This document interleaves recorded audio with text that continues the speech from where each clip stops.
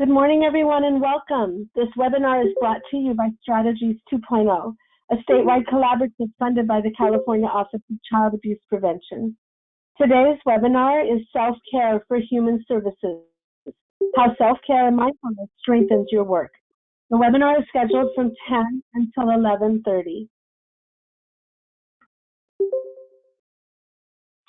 My name is Carrie Collins, and I will be your facilitator for today's webinar. My role is to introduce the presenters, the trainers today, and the topic, to keep track of time, and to help the presenters and you participants in any way that I can. In a moment, I will introduce the presenters to you, but first I want to go over a few of the webinar guidelines. So the webinar is an hour and a half long, and that time will go very, very quickly. So I want to show you just a few of the features of GoToTraining so that you can have a better experience this morning. So if you did call in, you can join us by computer audio or by phone. If you did join us by phone, it should give you an access code and a PIN number. And it's really important that you enter both of those numbers, because if you wanted to speak to us, if you wanted to raise your hand and ask a question, I would not be able to unmute you unless you had entered that access code and PIN number. A lot of times the phone audio is better than the computer audio, but that just depends upon you and your preference. So let's go over a few of the things. So you can open and close your control panel with this little red arrow right there. You've all been muted, so you don't need to worry about, most of you are probably now working from home and you might have a house full of people like I do, so don't worry about that. We're not going to hear any of your background noise unless I unmute you.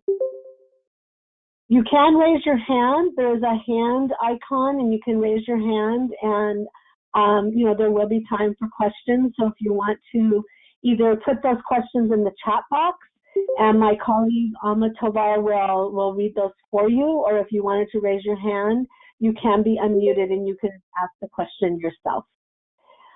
We did post some materials for you, and there's a little area that says materials, and there should be 8 different things in there. If you click on that plus sign, you can download those materials following the webinar.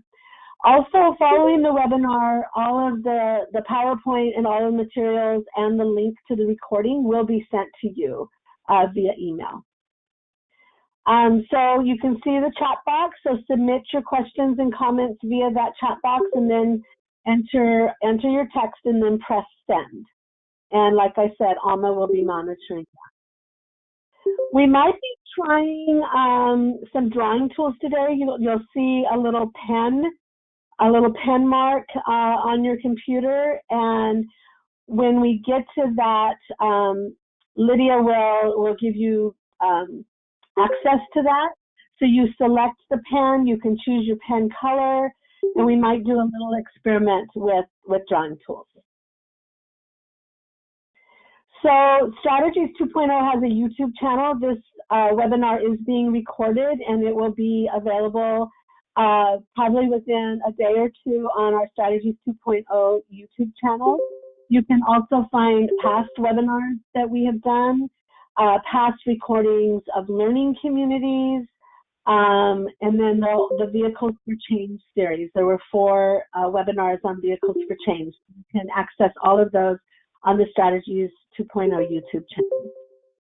Immediately following the webinar, there will be an evaluation that will be sent to you automatically. We encourage you to please complete that webinar, that evaluation.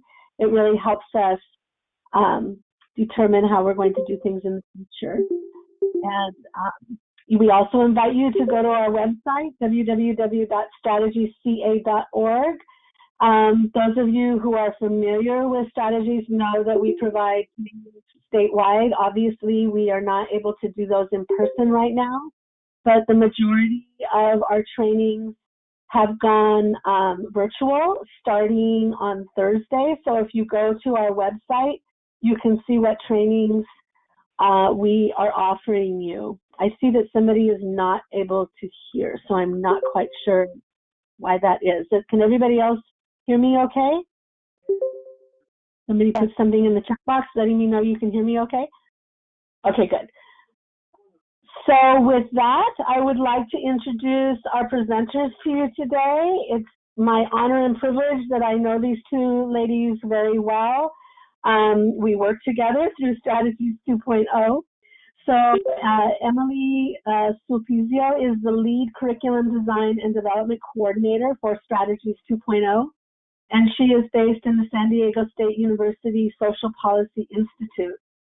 Emily received her Master's of Social Work degree with a certificate in Human Services Management from San Diego State University.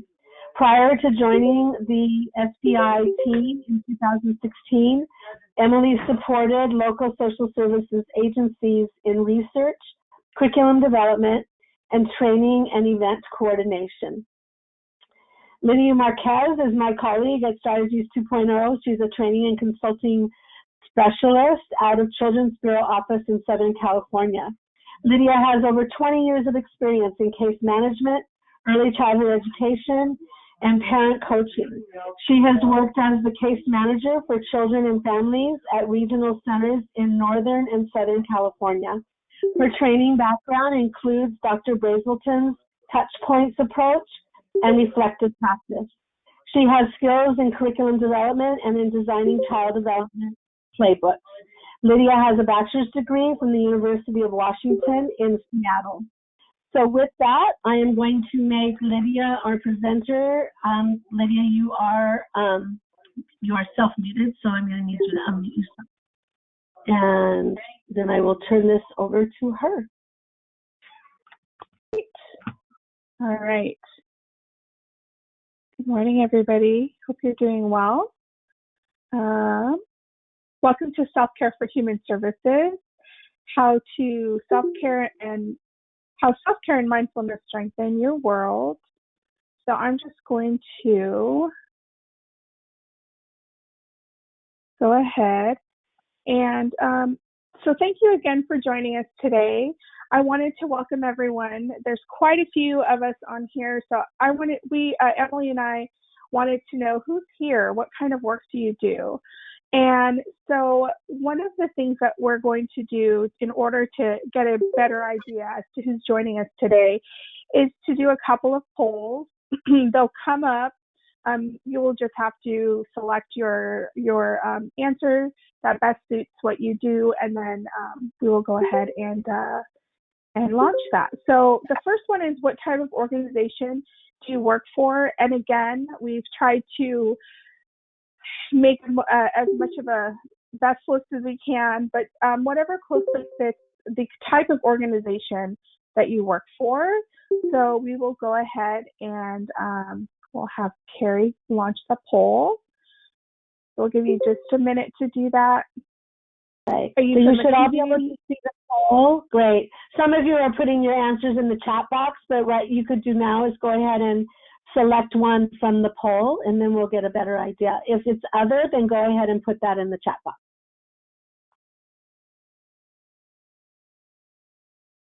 I see. So Kelly, if you want to go ahead and select a, same with Claire, on the poll, yeah, so we could get just an answer.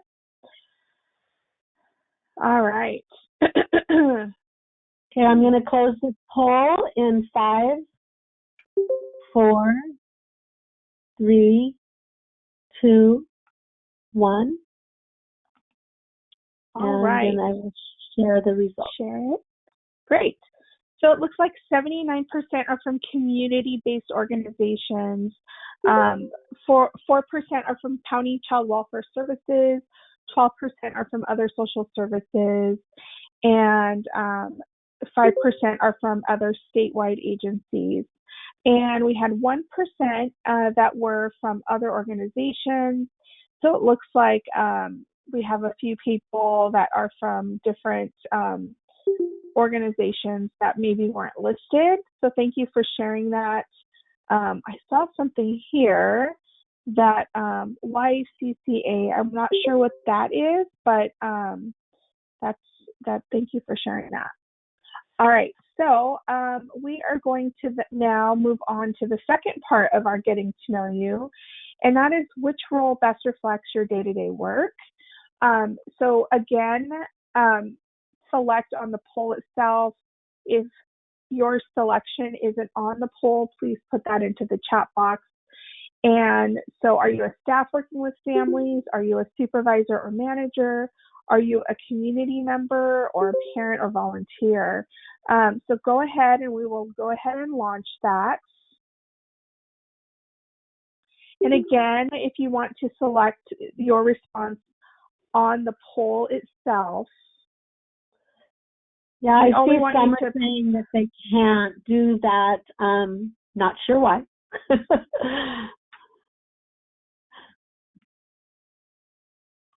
We have a little over 50% that have responded.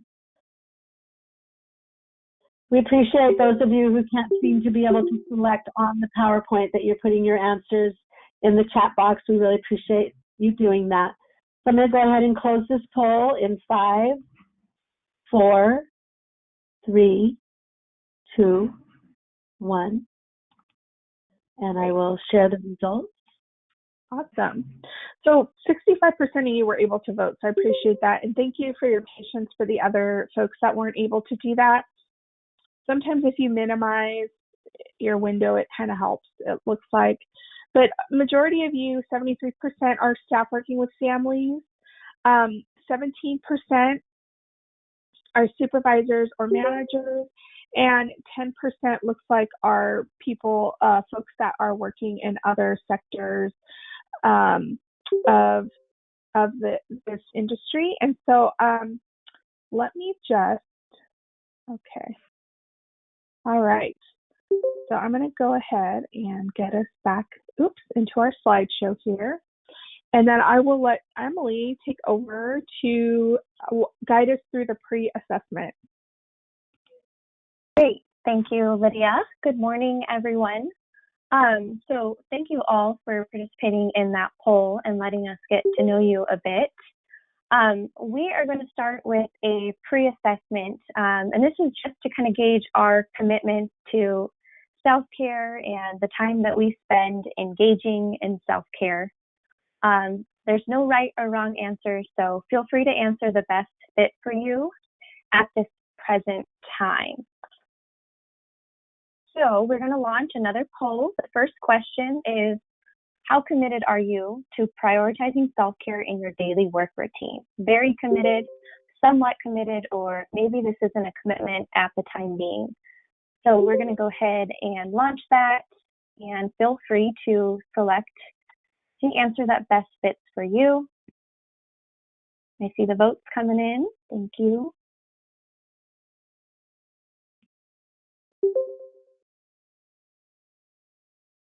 We have 62% have voted so far. I'm going to leave this open for just a little bit more.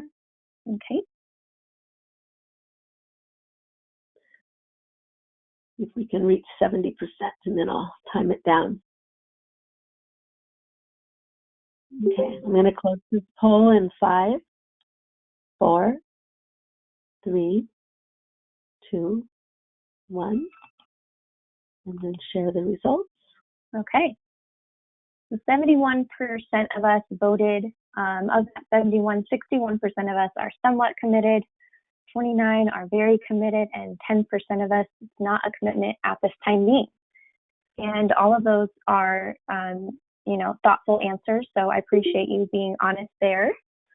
We have one next question, which is, how often do you engage in self-care at work currently? And I understand a majority of us are sheltering in place, so this could mean during your work days or during work, whether that's at home currently or in the office. So the options are at least once a week, seldomly, or never.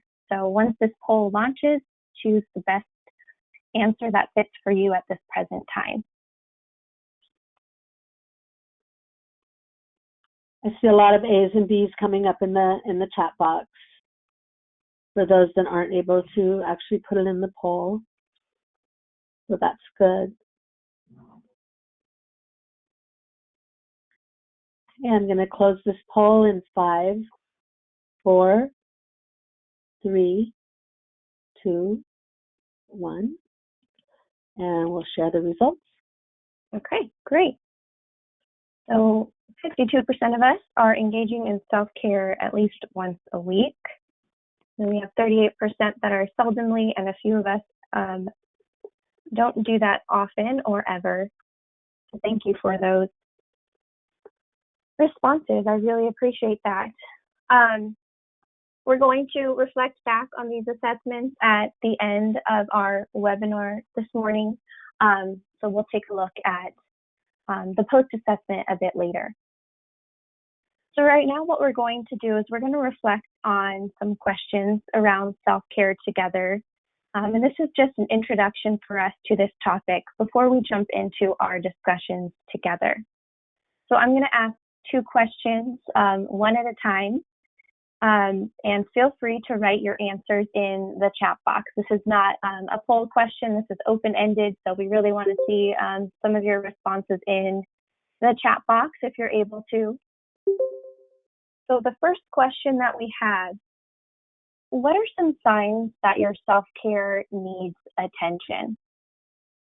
So take a moment to think about that. Think about what are some signs, maybe some things that you notice in yourself that kind of alert you that your self-care might need some attention.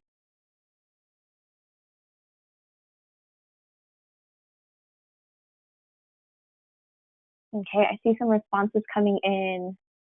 Being easily irritable, frustration. I start missing work. I'm on a short fuse. Thank you for these responses. Lacking patience, feeling stressed, negativity, anxiety. I see a couple people saying they feel tired. They start to doubt their longevity at their job. More stress and sleep issues. Great. These are very honest answers, and I think it really shows that we start to see perhaps some changes in our mood and our behavior and some physical changes in our bodies that kind of alert us that we might need to direct some attention to our self-care. So thank you for those responses.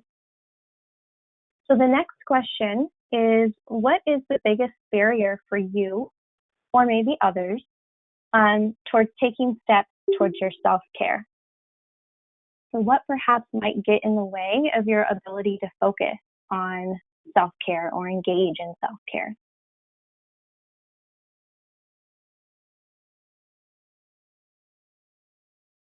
Thank you so much for your responses. There's so many coming in, and there's so many of us on this webinar that I'm trying to get to the very bottom. One second for me.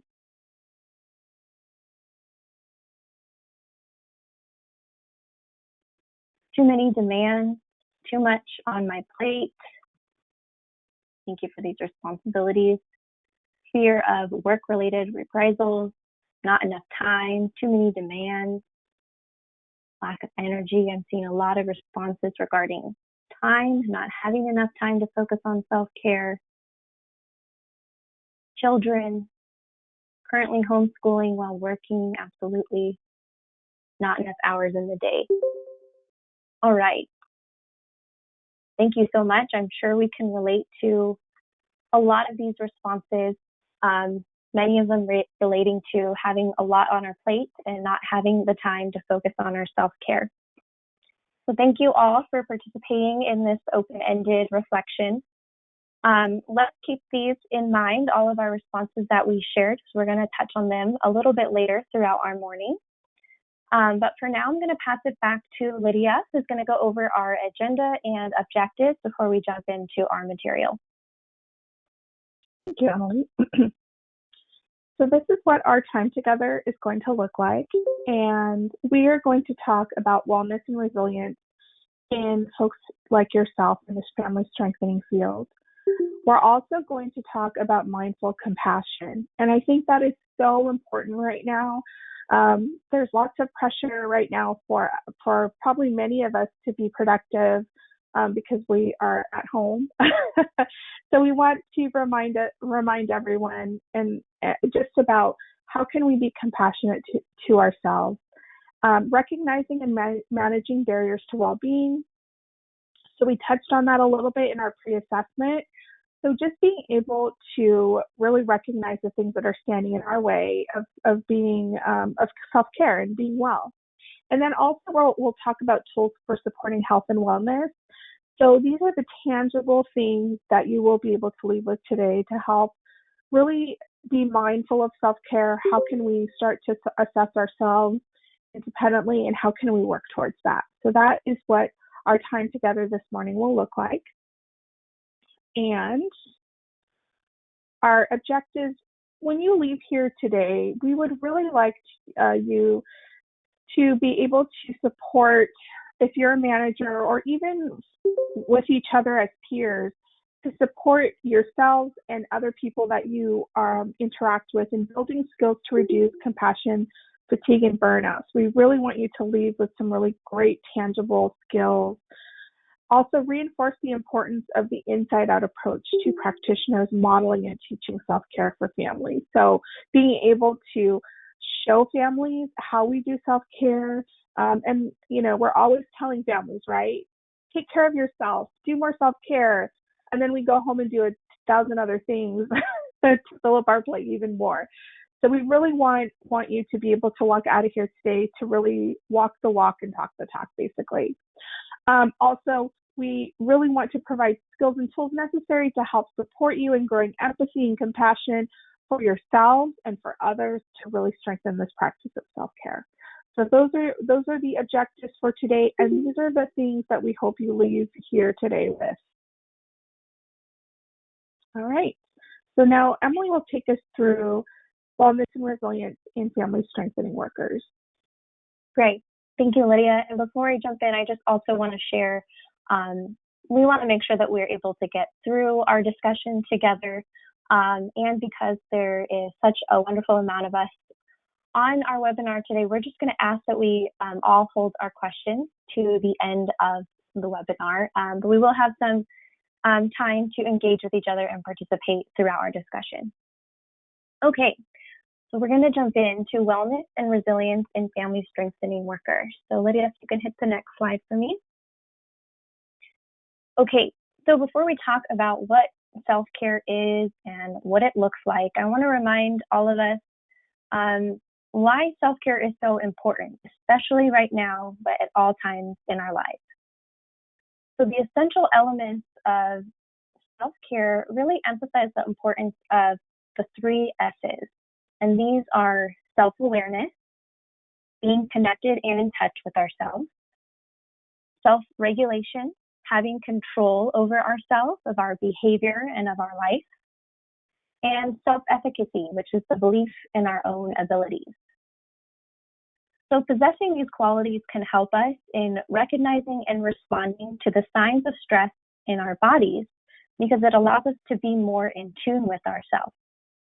And all of this can result in positive feelings, it can enhance our self-esteem and our confidence, and it allows us to set boundaries for ourselves and others, which can really help prevent burnout, because many of us know that lack of boundaries can often cause us to take on extra or unnecessary workloads and priorities and burdens, which often can lead to burnout. So we'll talk about that a little bit later. But ultimately, all of these things, being able to recognize and respond to the signs of stress in our bodies, increasing our feelings of positivity, self-esteem, and confidence, and setting boundaries for ourselves and others really helps us in staying motivated and passionate about the work that we do. And ultimately, self-care is important because the future of the family strengthening field and all that we do for families really depends on the maintenance of a vibrant, healthy, and well-functioning workforce. And right now, more than ever, as we manage through this pandemic, there are so many things that are draining us more than they are fortifying us. So we must be taking care of ourselves. Next slide, please. So let's look at how our bodies respond to stress.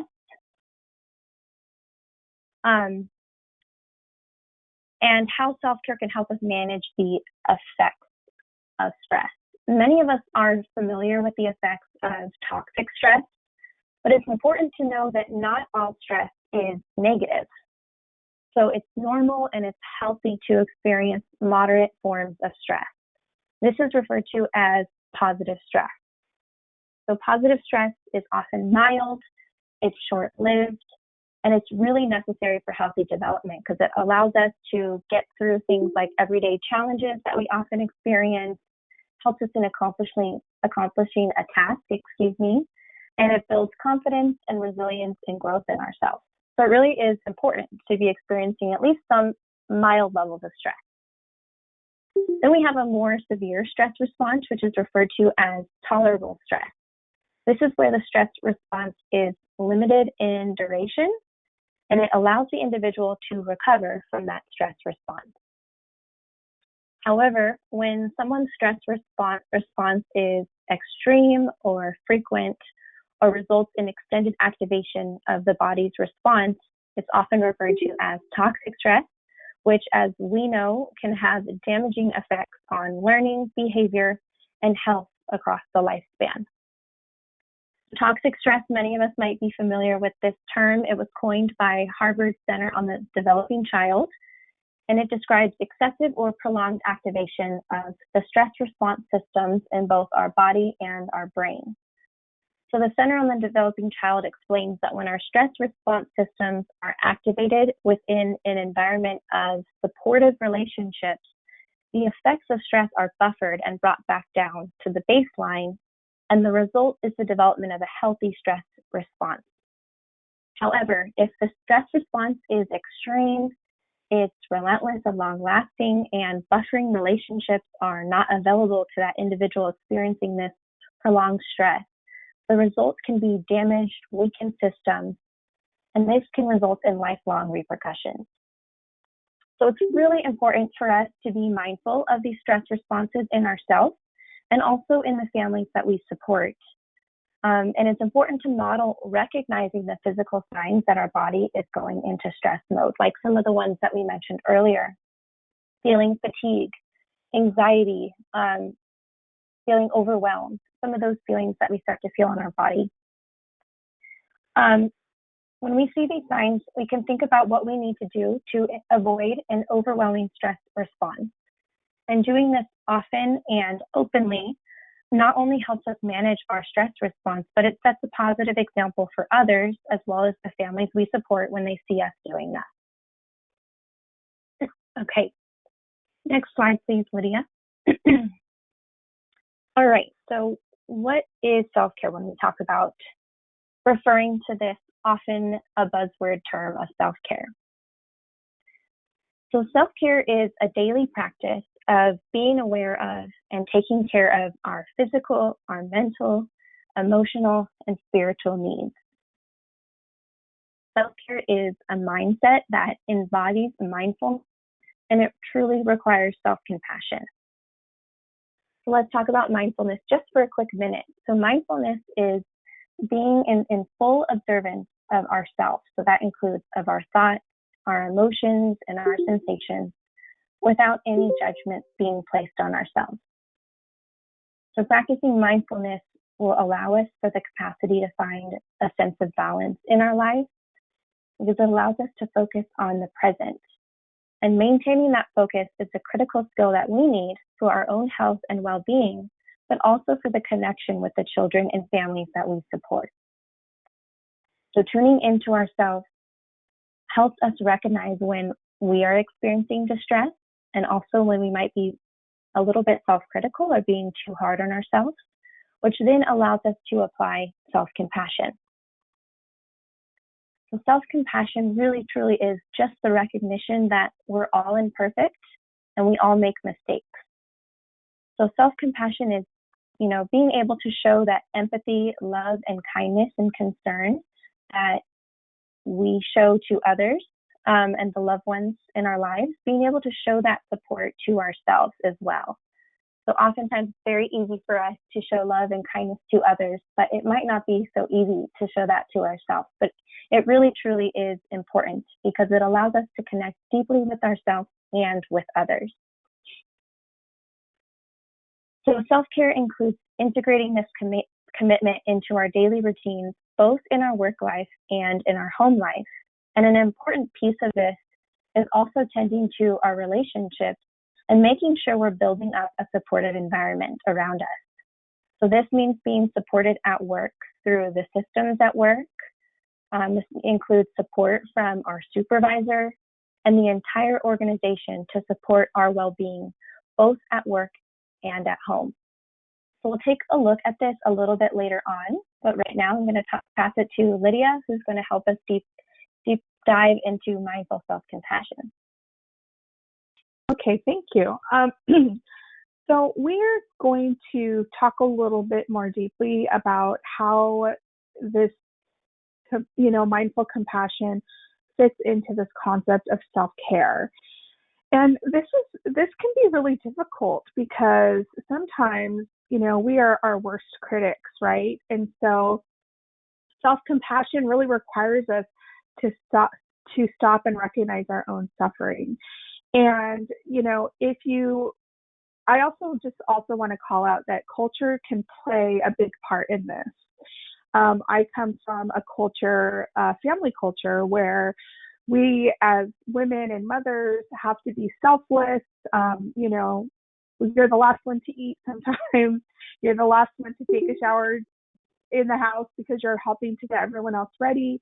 So that is a shift in culture. So I want to just recognize that and call that out because for my own self, that's something that I had to really work on hard, is that I had to stop and say, you know what, actually, I'm experiencing feelings around things that are happening. And being strong doesn't mean that you can't acknowledge your feelings. And so I just wanted to kind of mention that. Self-compassion also involves wanting health and wellness for yourself. When we are in a field where we take care of people, where we have families or friends or partners who we care so deeply about, our self-care in terms of health and wellness can be put on the back burner because we're so worried about making sure everyone else is healthy and safe and okay. Especially right now, in a time where everyone's health is really at risk, we just want to be mindful and in touch with ourselves and our bodies to know that if something is not right, we need to take care of that. Because I know many, many people use this example, but the example of being on an airplane, they tell you, if you have a child with you, put on your mask before you put on theirs. If you're passed out, you can't help your child on an airplane. So that's why they tell you that. Same applies to your own health and wellness. If you are not well and you are not healthy, how can you take care of the people that you love so much? So that's a very important point I just wanted to share. Self-compassion also leads us to proactive behavior to better your situation. So we just always want to be mindful of the fact that if we're thinking of how we can, be a better partner, be a better friend, be a better wife, husband, whatever, we want to make sure that we're thinking about what do I need in order to do that. And that is not selfish. Self-care is not something that's selfish. And that's part of the self-compassion. It's changing your mindset around how can I, be a better person? Well, I have to work on some stuff, or I need time away, or, I need to take a walk by myself, and that's okay. And we need to do that to take care of ourselves. So I know that's a new concept and it can be challenging. I talked about this actually with my mom about how I was doing self-care. She's very old school in her culture, and she said, but what about, your family? And I said, I need to do this, or it's not going to be good for my family. So, this is just something that is definitely a culture shift for some folks. And it's also something as a whole in the family strengthening field we need to recognize as a culture shift. So let's think about how we would practice self-compassion with ourselves. So I want us just to take a minute and think about how you would treat your friend. So let's think about what we're experiencing as a whole right now in this pandemic. A lot of people have a lot of feelings that they're currently experiencing. So with that in mind, how would you treat yourself? What would you say to yourself about how you're doing right now? So if people want to share a few things in the chat box, I want you just to also just take some time to really think about this. But if you were your own friend, I hope I'm saying that correctly, what would you say to sort of ease what's happening for you? What would you do to help? What strategies would you offer yourself if you're feeling stressed or you're feeling anxious or uneasy about what's happening right now? So if you want to go ahead and so I'm a little bit curious. So Claire says, I did the same thing with clients last week. Take those walks. Yes. Relax and breathe. And I hope that you are all trying to figure out how you can do this. And I know it can be difficult right now just because, some people may not have the capacity to go outside or get away, but what are some other strategies? Yeah, yoga. All right, take time for yourself. So important. Meditation. Wine. That's never a bad thing, but in moderation, I will say that. Dance. I love it. Talk to somebody. Skincare. So important, Blair. We all have time for that now. Oh, diffuse your coloring. All right. These are all great ideas. I love this. Clean your space. Yes. And I want to just mention that, I definitely want us to understand that there is a difference between activities that are self-compassionate and self-care. And there is a difference between that and things that are self-soothing. So self-soothing activities would include things that make us feel good in the moment, but maybe aren't sustainable. So as much as I love wine, that may not be a sustainable way to really help calm down that nervous system and be able to really feel like you're de-stressing. You definitely want to explore things like, healthy outlets such as exercise, meditation, playing with a dog. Yes. Well, I have 2 dogs, and sometimes they actually stress me out. But they are definitely I think animals in general just are such a great way to really practice that mindfulness. But I think a lot of these things are really great strategies, and we're sharing these with friends. Probably we're sharing them with our participants or clients or anyone else. So I think it's good to practice that for yourself.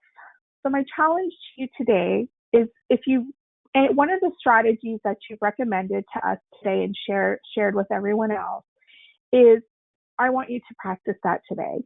And I really want you to be very gentle with yourself, because I think everyone is still struggling in different ways, and I think that's okay. All right, so moving on. Thank you so much. I loved all of those great ideas. I saw some that I was like, oh, wow, I didn't even think of doing that. So thank you for sharing, and I'm sure lots of other people got some inspiration. So practicing gratitude, I think, is something that is so important. I actually started to do this my mom made us do this as teenagers because Oprah had an author called Marianne Williamson. She actually was running for president this year. She had this gratitude journal that she had shared with everyone, and my mom made us do it. And of course, we did it begrudgingly as teenagers. But it's actually a practice that I've kept up, and I feel like it is so important, and it is so, I think, it's so uplifting when you're feeling a little bit down about what's happening. So doing things like sending a note, expressing your gratitude. What I've been doing myself is when we get packages delivered from like Amazon, I always write a little sticky note, like, thank you so much for, the work that you do. And so just something little like that's always nice. Keeping a gratitude journal or even a list. One of the things that I do is I have a gratitude journal, and every day I write 3 things I'm grateful for. Some days can be hard, right? If we have a day that's difficult, or if we're going through things that are very hard, and it can be hard to focus on that, but it does really help you think about the positive things that you have in your life. So I think that is always really wonderful, and can be something that can be helpful to keeping a positive outlook. And then take time for reflection, really take time to think about, what are the good things that are happening for me? What are the good things? What are the gifts I have? And I think that's important too, because sometimes when we're struggling, let's say that, we had something happen that was not successful, we can really focus on that failure. And so I think it's important to really reflect on, what are the gifts that I have?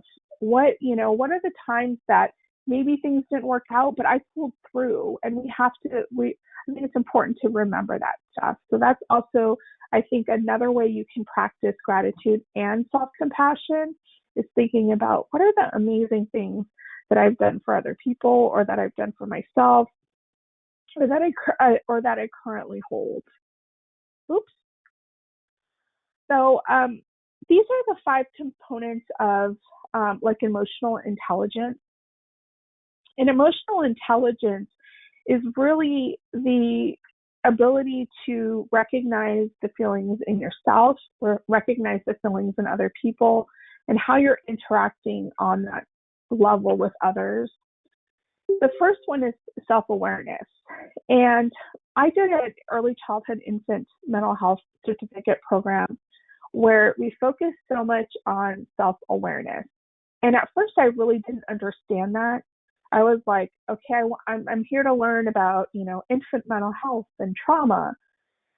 But self-awareness is so extremely important when we work with people in the human services or family strengthening field, as we do. And that is, what am I experiencing? Why am I experiencing this? How can I be aware of how I can, how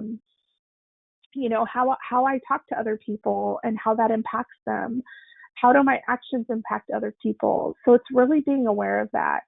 And sometimes it can be hard to see the things that we do that maybe aren't that positive, but also be able to be aware of that and then correct it, or to be proactive about that when we have interactions with others.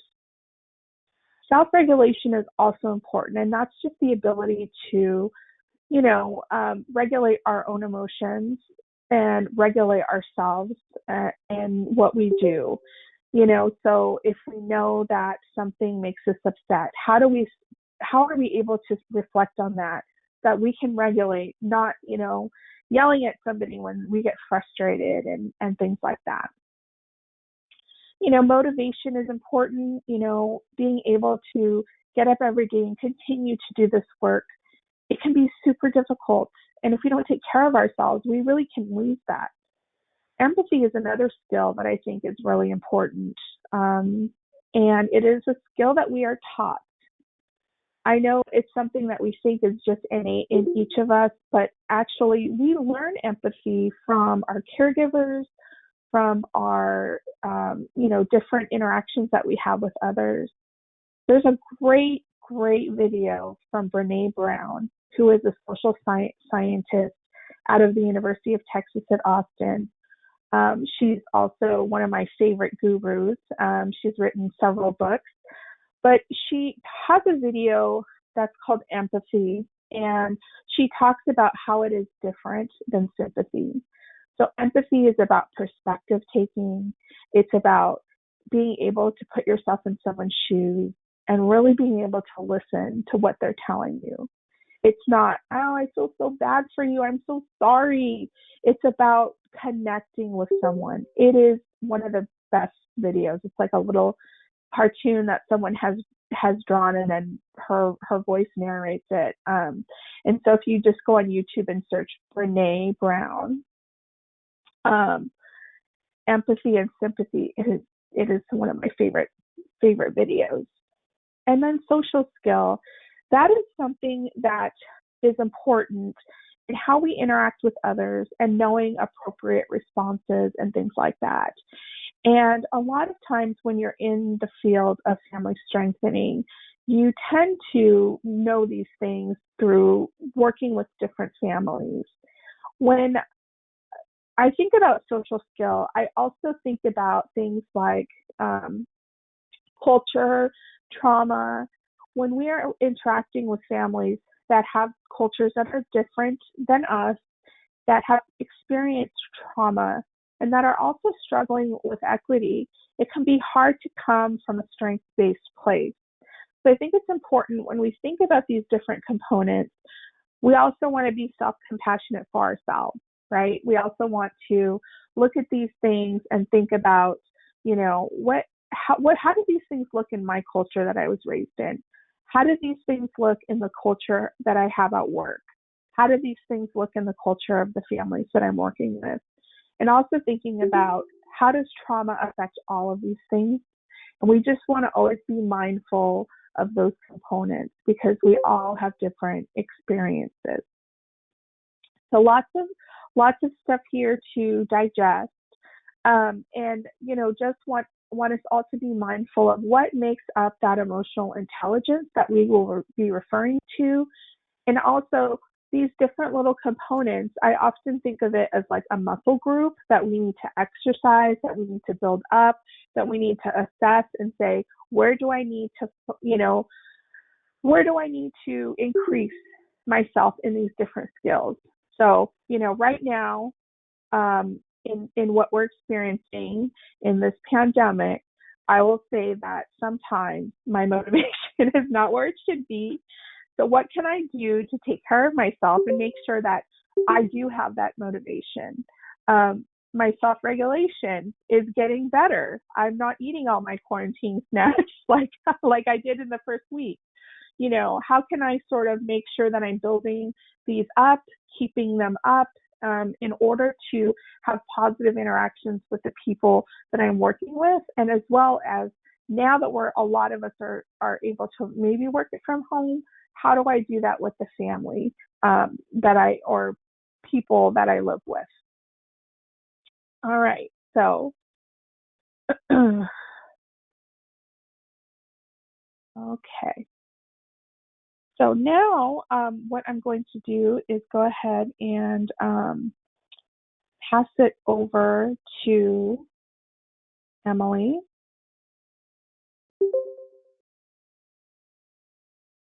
Oh, sorry. Okay. This is my part. Sorry about that. Okay. So this emotional agility, I think this is so important because this sort of helps you understand like how I can really be more self-aware, how I can really exercise these 5 emotional intelligence qualities. And that is recognize your emotions. So recognize when you're experiencing something, reappraise your feelings. So really acknowledging that, really sort of taking into, sort of looking at why am I feeling this way, and expand your emotional vocabulary. And that is, there are emotional words beyond mad or sad. And sometimes that does not fully encapsulate the experience that we're having emotionally. So I think it's so important for us to really have words to express to people, what you did the other day, that really made me feel frustrated, right? Versus like, I'm mad, because I think mad gives people the image that that's the end of the discussion. So sometimes having these expanded words really help people understand that this is a complicated emotion that you're feeling. It's not that simple to just be mad, sad, or happy.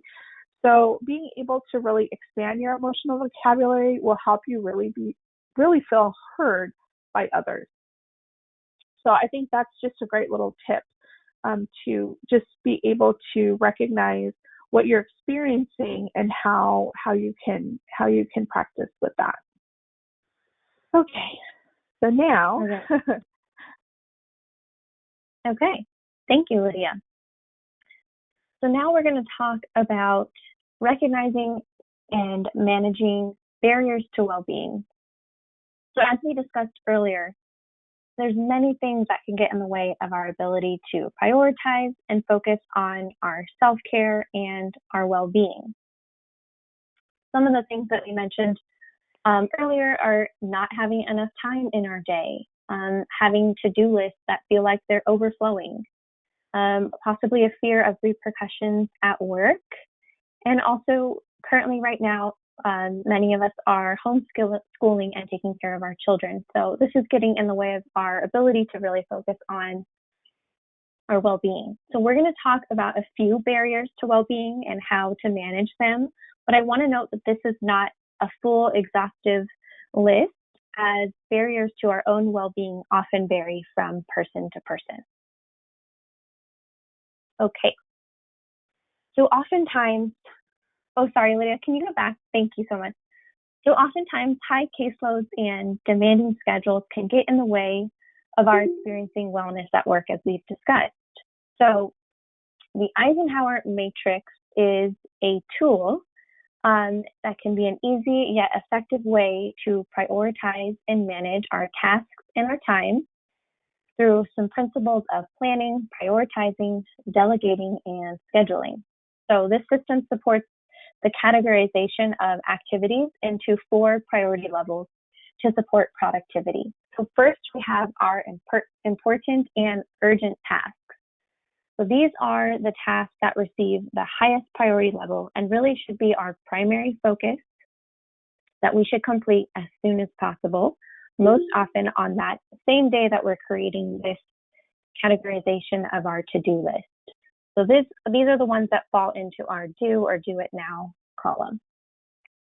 Then we have important but not urgent tasks. So these are long-term goals and tasks that are important, but they might not necessarily have a firm deadline yet.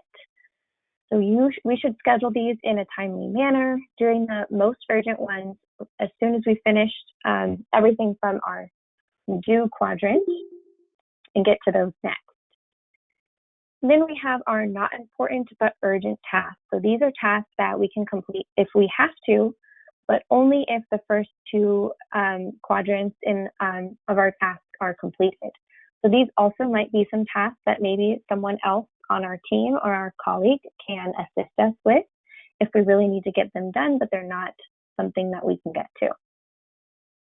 And then lastly, we have our not important and not urgent tasks. So these are tasks that should be placed in our delete quadrant because we should not focus on doing them and eliminate those from our to-do list. So this may vary due to our perception of urgency and importance.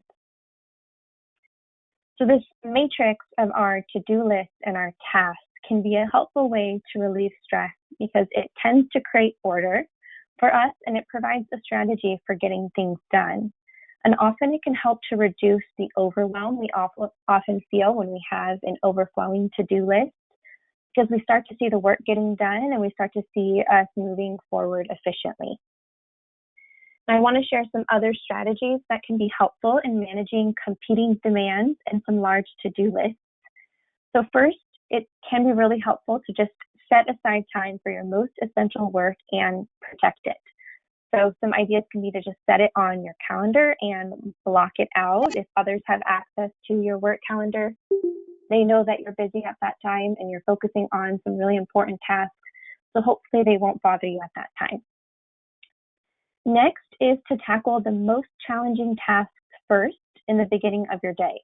This can help us to improve our level of engagement and manage our energy throughout the day. And then lastly, it's really important to keep realistic expectations and be kind to ourselves. We don't want to set unrealistic goals that are overwhelming to us. And this is where the self-compassion piece comes in and is so important, because we have to be compassionate to ourselves and not expect too much or anything that is just unrealistic for ourselves, because that's just going to create extra overwhelm and extra stress on ourselves. Okay. Next slide, Lydia, please. All right. So next, we want to talk about how important social support and having a supportive work environment is. This helps to reduce the risk of workplace stressors, and positive social support at work also can really protect workers in maintaining health and a positive workplace with our relationships. So it's extremely important in our self-care and our well-being. Recent studies have shown that a manager who is seen as supportive is more likely to have employees who intend to remain in their current employment. So supportive manager behaviors often predict someone's job satisfaction and their turnover intentions, while unsupportive manager behaviors may lead to job dissatisfaction. Next slide. So effective and supportive supervisor and supervisee relationships really can help to improve workplace well-being. And I'm sure many of us have experienced this in various forms, whether it's supportive or unsupportive in some of the relationships we have at work. So let's brainstorm a bit about how we can improve or maintain our supervisor and supervisee relationship at work. So I'm going to ask some questions, and I would love if a few of you can answer your responses in the chat box. So the first question I have is, what is one thing that you appreciate about your supervisor? Bianca shared that she treats me like an equal. That's great. Open communicator, supportive. They care about my emotional well-being. They're friendly. They have maybe a kind or positive demeanor. Thanks, everyone. Mike says, your supervisor's a great listener. They're flexible. They always think about their staff needs, and they trust them. Great. Thank you so much. All right. The next question I want us to reflect on: what is one way you know your supervisor truly understands your work?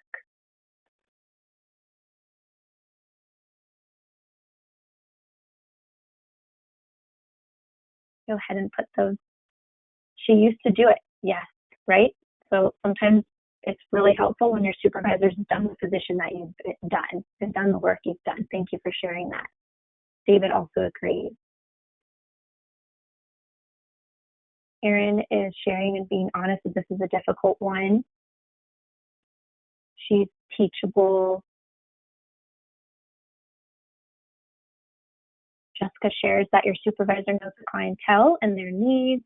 Charlotte agrees. Another one saying that they've done the same work. They're supportive. They check on you. They keep calling you. They ask how they can help. Great. Thank you all for these responses. So I really just wanted us to reflect on these questions, and not only our own responses, but thinking about the other responses that everyone else has so graciously shared with us, because we can use these ideas to better support our colleagues and our supervisors and find a way to create that relationship that really is supportive and helpful for us, so that we're able to support others and be more supported in return as well. Thank you for reflecting on those questions together. Okay. Next, I want to talk about another barrier to well-being. For many of us, it often stems from trauma exposure that family strengthening workers sometimes face when supporting family.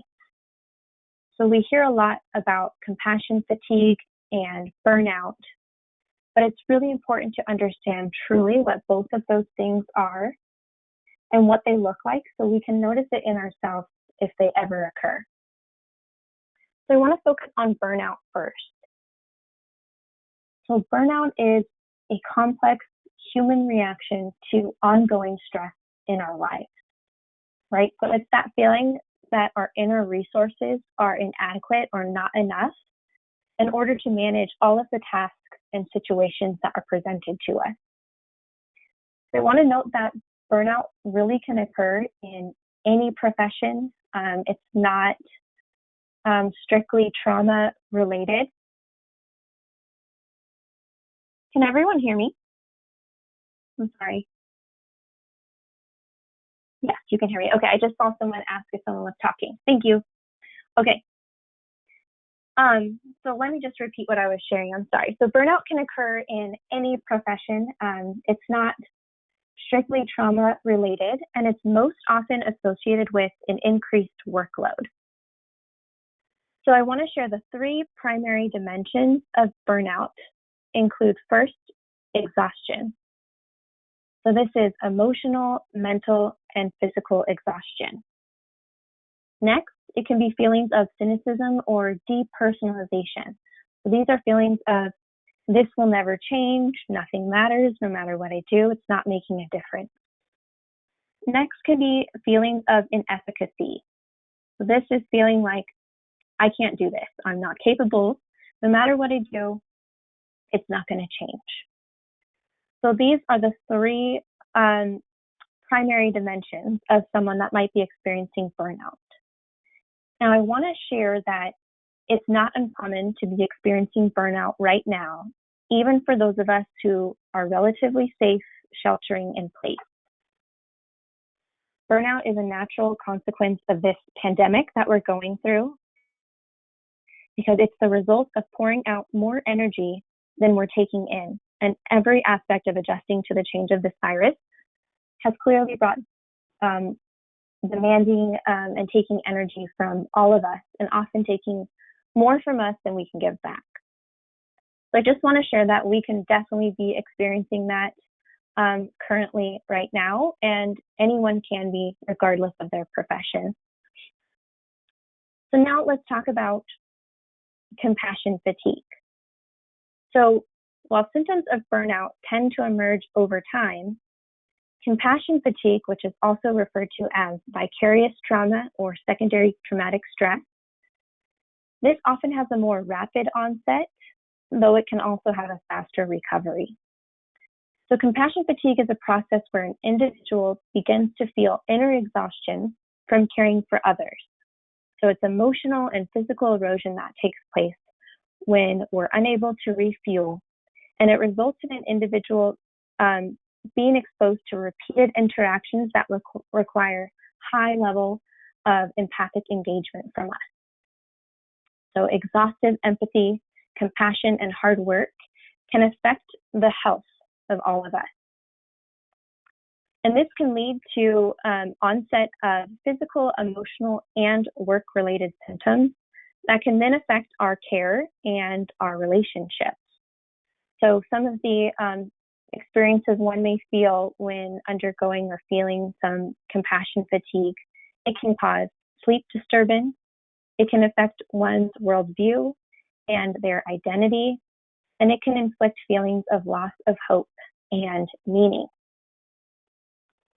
Okay, next slide, please.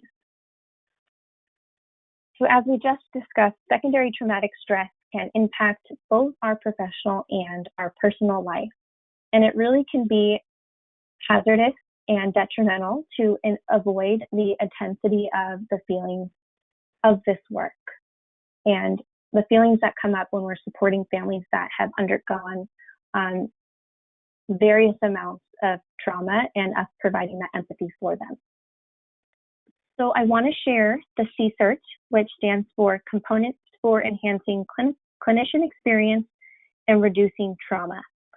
So this is a model for intervening with secondary trauma in service providers, and it includes 5 components, which include experiential engagement, decreasing rumination, a conscious narrative, reducing emotional labor, and parasympathetic recovery. And the importance of this is that it's really about emphasizing strategies for changing the experience of our work in real time, as opposed to going home from work and focusing on something that's self-soothing after work. So it's really about putting these 5 components into practice every day in our daily work. So let me briefly go over these 5 components. So first is experiential engagement, which is learning how to avoid avoidance. So what this means is being willing to experience the negative aspects of the work. So experiential engagement describes being willing to feel the intense feelings, while also continuously checking in with ourselves and asking, what am I feeling? It's important to be mindful of what you feel without really trying to avoid or escape those feelings. Also because noticing our feelings without judgment often allows them to dissipate quicker. So it's really important to just let ourselves sit with the feelings that we're feeling for a bit of time. The next, that brings us to reducing rumination. So once you allow yourself to feel the feelings that come up for you during your work, give yourself permission to let go of all of those feelings that you're experiencing. Because what rumination is recirculating thoughts about events or an event in our mind. So it's important to acknowledge when you might be ruminating and when you check in with yourself and notice that.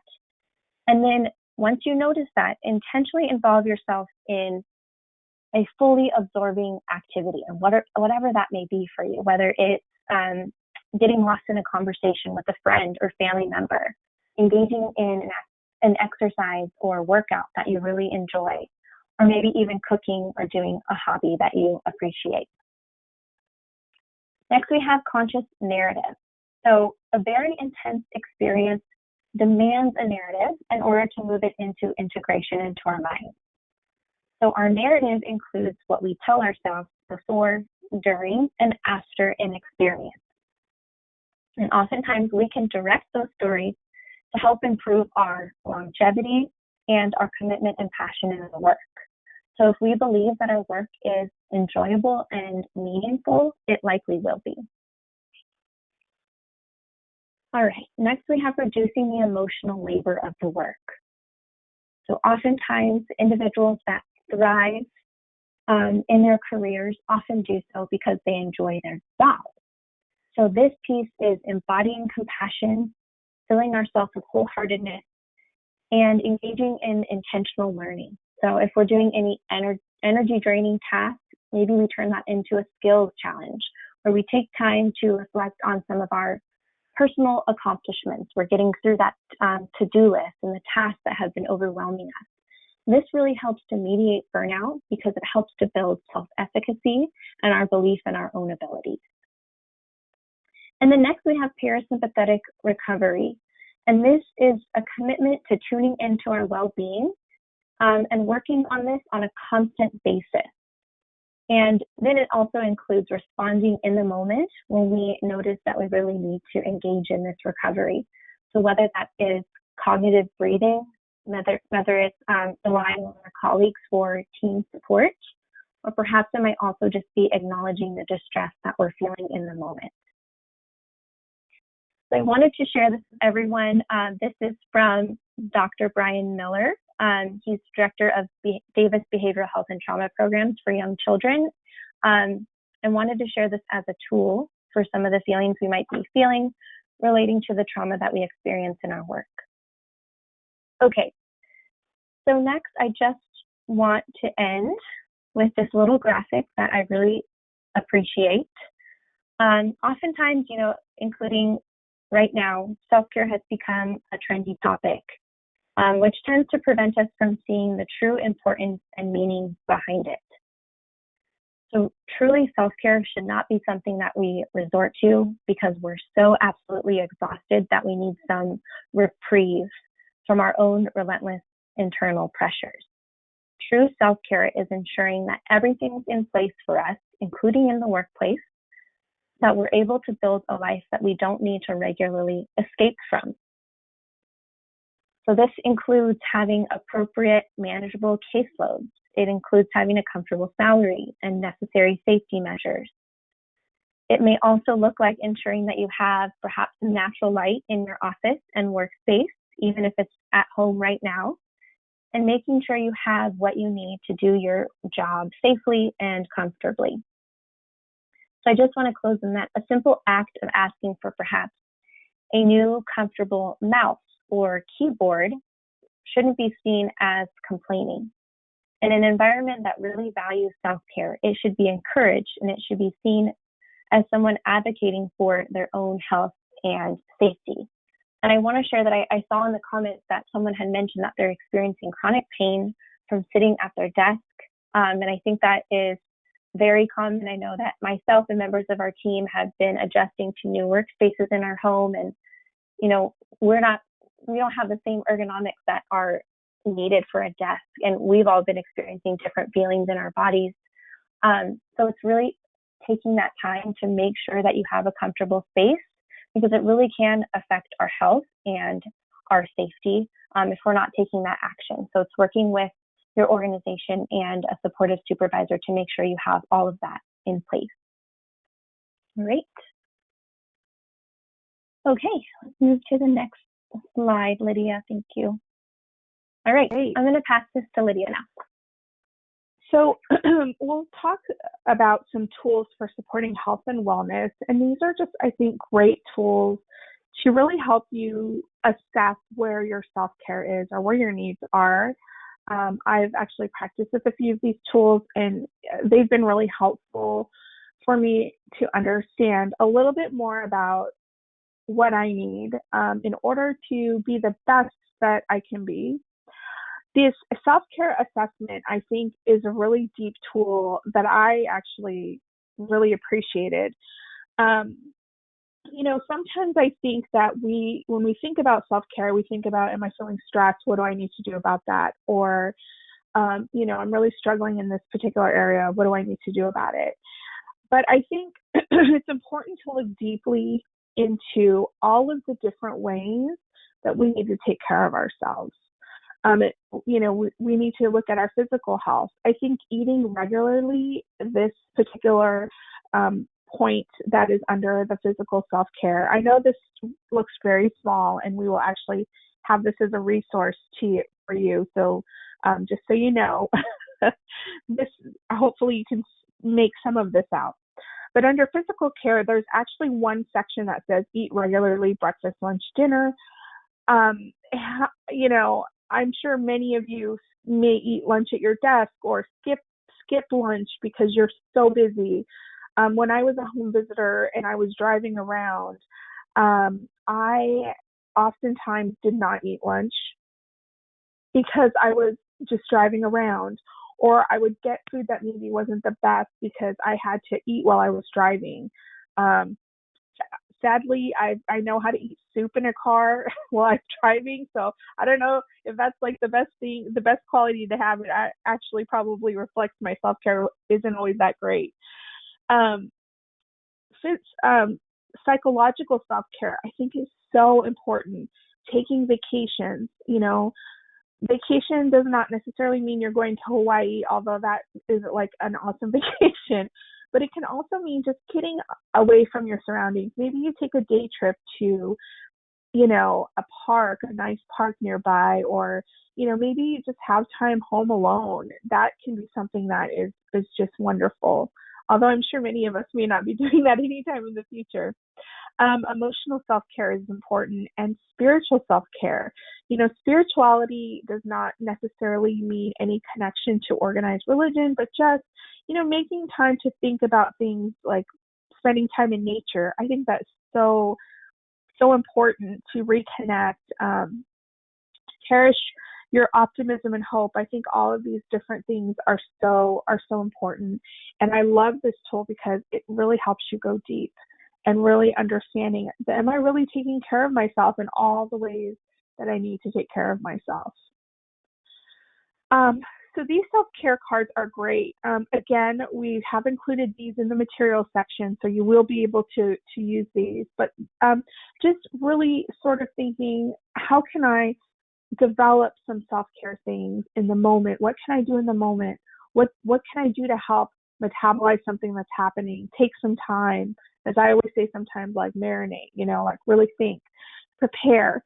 So thinking of strategies that you can use to prepare yourself for when you go into interactions that can be stressful, or when things pop up, how can you prepare for that? So I really like these little self-care cards because I think it's a great way to come up with these ideas and feel like you have some strategies in your toolbox. Pillars of self-care, I think, are so, it's nice to kind of look at your life and look at how you can do self-care and write down the things like, physically, how do you rest? How do you nourish yourself? How do you do some of these things? Like, how do you ground yourself physically? I'll tell you a quick story. I one time was in a situation where I was at work and I had a very difficult home visit. I used to work with adults who have developmental disabilities, and I had a client actually physically attack me.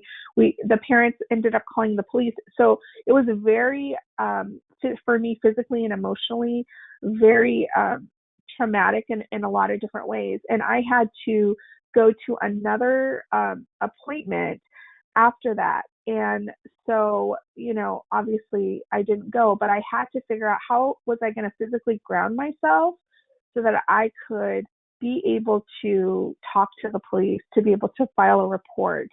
So thankfully, I had really thought about these things as I was learning about self-care. And how do you, that's a very extreme example, but sometimes we get flustered, right? Things happen. How do we physically get ourselves back into what I say our bodies? Because sometimes it feels like an out-of-body experience when you're going through something very stressful. Our brain functions lower. How do we get ourselves back up? So really looking at this and helping ourselves learn about our bodies, learn about how, we can do all of these things in all of these different areas. How can I, ground myself, get myself back into a good space? And for me, it was taking a moment and telling people, I just need a minute to just get myself settled. And then I can come and answer your questions, or I can come and, talk to you about this report. So it was taking deep breaths, closing my eyes, getting into a safe space. So we all have to figure that out for ourselves because everyone has a different way that they have been able to deal with stress and things that happen for us and things that can sometimes be secondary trauma or sometimes firsthand trauma. Our bodies tell us what we need to do, and we need to take the time to really listen to that and explore that. I think that's an investment in your self-care. So I think the 6 pillars of self-care it's almost like an action plan of what you can do going forward in your self-care to make sure you have these concrete strategies. And the professional quality of life scale, I actually took this recently. I'm taking an online class about the science of happiness at Yale. It's it's almost like a self-care class on steroids. And it is one of their most popular classes at Yale University. And I think this is great because it helps us understand what it is like for us to be in a place of happiness, satisfaction, and really looking deeply into that. Because saying you're happy is sometimes, I think, so simplistic that there are so many different components to that. And so this, I think, measure is nice because not only is it helping us look at, if we're happy with what we do or the things and people in our lives, but what are the quality of those interactions? Because I think that is important. Sometimes we're surrounded by many people, but the quality of those interactions may not be at a place that we want them to be. So this really helps us get into that place of, am I, in this really positive place? And if I'm not, a lot of times that's signaling that we have some compassion fatigue. And so we need to really take care of ourselves. So I thought that was this is such another great tool to help measure that in ourselves. So I did case management for, 16 years, and I know that at different points in that time, I really struggled sometimes with feeling like I was motivated to work, feeling overwhelmed. I would see certain numbers on the phone and just not want to answer the phone. I was calling in sick because I just felt so overwhelmed. And I think that this exercise helps sort of regroup and recenter the meaning and purpose that you have for the work that you do. And some of the questions that you can ask yourself if you feel like you're struggling is, what meaning or purpose did you find in your work? So you really want to look at what is something that you really want to, why are you doing this? Why did you get into this field? What is the purpose of that? What did you get out of this work? And how did you lose it? And for me, it was, sometimes I think when we work in family strengthening fields, it really is sometimes a thankless job, right? We may sometimes get so many parents or families or clients or participants really complaining, and we can feel like that's what that we're not appreciated. And so how can you refocus that and say, what I had to do was really refocus and say, I wonder what's happening for this family or this client or this person. What is happening for them that they, are struggling with the work that I'm doing with them? So when I shifted that, it actually helped me to understand that it was not about me. It's about their experience that they're having right now. How might you get back in touch with the sense of meaning? I think that's so important to really figure out, what do I need to get re-energized in this work? And it might be that you are talking with your supervisor about this.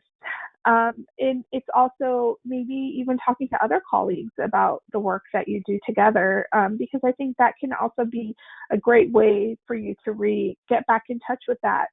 Sometimes our colleagues can say like, wow, you know what, I always looked up to you because you always seem to, work really well with this particular family, or you always seem to know about all these resources. So sometimes it's nice to kind of, be able to have discussions with the people that know the work that you do. If you are feeling connected, it's always great to ask, like, what is it that I'm finding meaningful right now, so that if you ever get to a place of struggle, that you can go back and really look at that. I find journaling to be super helpful in this sense, in that when things are going well, to write down what your experience is, right? And then also when you're struggling, to write that down as well and look back at the times that you seem to have that successful, those successes in work. And how might you deeper your sense of meaning and purpose? So what can you do to take this work further? Not just what's on that job description, but, how can you help support your colleagues, or how can you do professional development? For me, professional development and sharing that with my colleagues was a purpose and a meaning that really helped me in the work that I did. When I was struggling, my supervisor, he was excellent at just really supporting me to do more professional development, because he could feel that that's what I needed. And I'm obviously one of those lifelong learners. And so that was something that really helps me find more meaning and purpose at work. So I think that's an idea of how you can do that. So Emily is actually going to go over the resources. We have uploaded those materials. So she'll kind of go over what we have included, which are a lot of those self-care tools that I just explained. Yeah, so we're coming up on time, so I'm going to do this quick. But all of the tools that Lydia just mentioned, those are included in your materials tab under handout 1. They're all packaged together. And then we have some resources that are provided individually. So the first one is resource 1, which is a guided tool for a mindful minute just a quick 1-minute meditation and visualization. If you'd like to do that, maybe starting your days, this can be done individually or with a team. Next, we have resource 2, the Eisenhower matrix of managing competing demands that I went over earlier. Resource 2 is just an overview of that tool.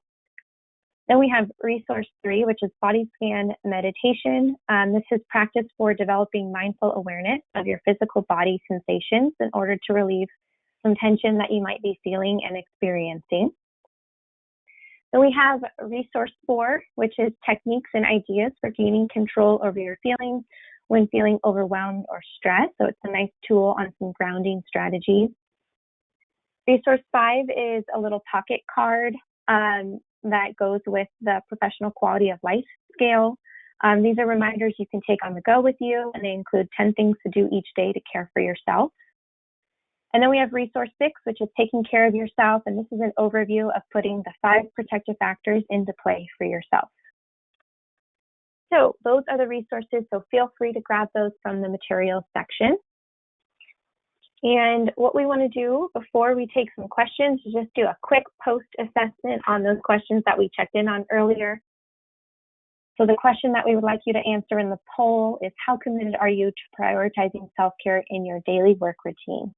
Now that we've kind of finished this discussion together.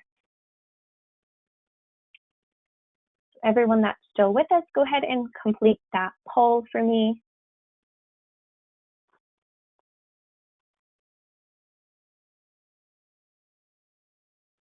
I'm going to wait a little longer till we have about 50% that have answered. Pat shared very committed. Great.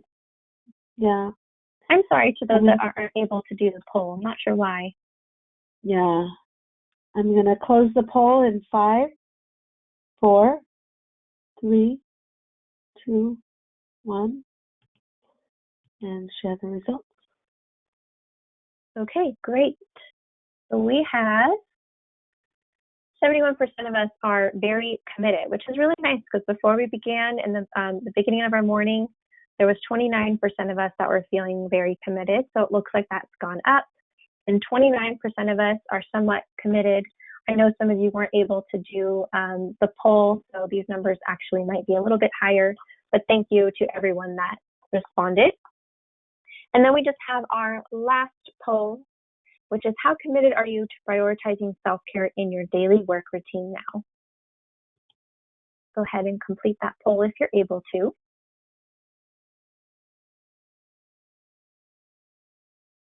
See a lot of A's coming in the chat box, so at least once a week. That's great.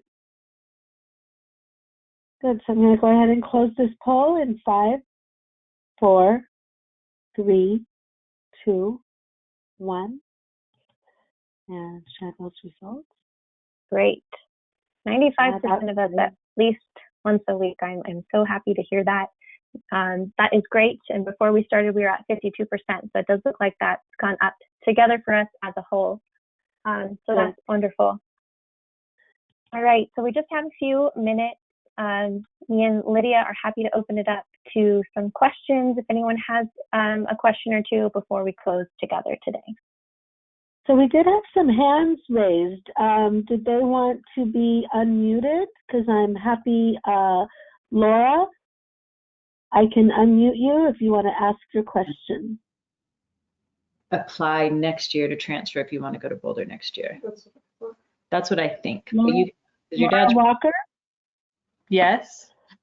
You have your hand raised. Did you want to ask a question? No, let's see. Okay, I'll mute you again. Let's see. I feel like I had another hand raised, but then there's some questions coming up in the chat box. So yeah. Yeah, I see a question here that says, can you go over reducing emotional labor again? I'm happy to do that real quick. So that is finding the enjoyment in our job. So embodying compassion, wholeheartedness, and intentional learning. So if we have some energy draining tasks, finding ways to turn those into skills challenges, reflecting on our personal accomplishments, what we've been able to manage and grow and improve on. This mediates burnout in ourselves because it helps to build some self-efficacy, our belief in our own abilities, which kind of reduces and tends to reduce that emotional labor that sometimes we feel when we're overwhelmed or experiencing secondary traumatic stress. I hope that is helpful for you, Brianna. Okay, any other questions? Thank you to all the men in this field. I think that's a great appreciation. Thanks for sharing that. I also think that is something that is important for us to be mindful of, is just gender roles and how genders express themselves when it comes to things like self-care and emotion. Sometimes there's still that really strong societal hold on that men in this field need to be tough and it's not okay for them to be vulnerable. I think there's still that stigma, and we just want to encourage that people who are, of any gender, that they really are able to freely be able to express when they're struggling and find that support. And I think it's important for all of us to really be in touch with that gender bias of what is acceptable when it comes to expression of emotions. I think that just was something that just came up for me right now. So I just wanted us to kind of be mindful of that when we're thinking about being culturally proficient in this work. Is also looking not just at ethnic cultures, but also at gender roles and gender expectations. Thank you, Lydia. I want to thank Lydia and Emily for their excellent presentation this morning. I think that this is just a really important topic to all of us. I would encourage you to go to our website and see the other webinars that we have coming up and our virtual trainings that we have available to you. Thank you all for joining us today. Let me remind you that you will receive the materials, the references, and an evaluation will pop up following this meeting. So thank you all so much for taking time out of your day to join us. Please, please stay safe, stay inside, take care of yourselves, take care of your families. We just appreciate all of you so much.